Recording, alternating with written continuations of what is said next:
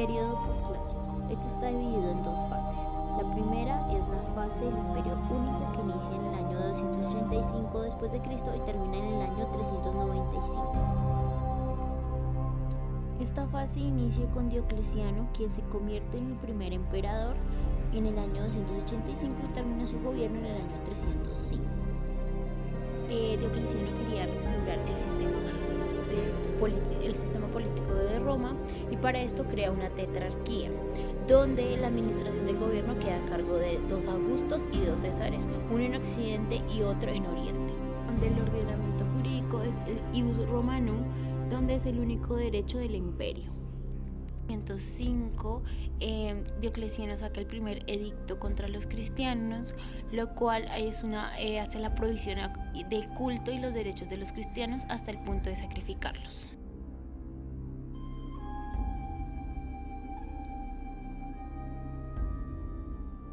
Pues se posiciona a Constantino como el segundo emperador en el año 306 y su gobierno termina en el 337. Este saca el segundo edicto, que se llamaría el Edicto de Milán, en el año 313, el cual le da la libertad a los cultos. Este gobierno se da la división de las dos capitales, donde está Roma y Constantinopla, Roma en Occidente y Constantinopla en Oriente. Después de la muerte de Constantino, va a haber una separación de poderes, donde en cada capital un hijo de Constantino va a gobernar, y así sucesivamente van a pasar varios emperadores hasta llegar a Teodosio, que va a gobernar en el año 379. Este va a sacar un edicto que se va a llamar el Edicto de Tesalónica en el año 380, el cual ya oficializa la religión. Ya para el año 394, Teodosio ya toma el control como único emperador hasta el año 395, que después pues él muere, y para ese mismo año ya se da una división formal de Roma, donde está dividida en Occidente y Oriente. A partir del año 395 después de Cristo, se divide el imperio en Oriente y Occidente e inicia la fase del imperio doble. El imperio de Occidente es gobernado por Honorio, quien murió en el año 423 después de Cristo. Este fue reemplazado por varios emperadores.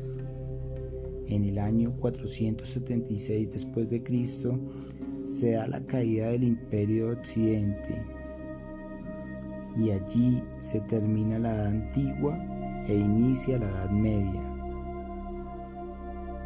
Después de desintegrarse el Imperio Romano de Occidente, empiezan a formarse unos pequeños reinos de bárbaros que se mezclan con los romanos, mezcla de razas. Cabe resaltar que los bárbaros son aquellas personas que no hablaban latín ni griego.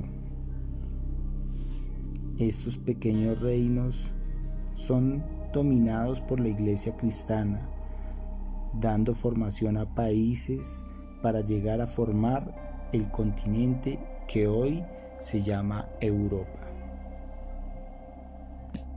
El Imperio de Oriente es liderado por Arcadio, que teniendo 17 años asume como emperador.